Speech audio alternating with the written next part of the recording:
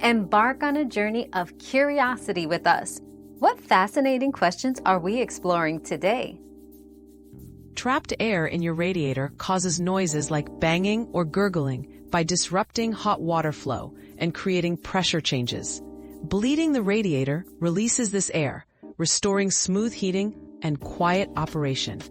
So if your radiator sounds noisy, bleeding it is an easy way to fix the problem fast. Our quest for knowledge never ends. Thanks for being part of today's discovery.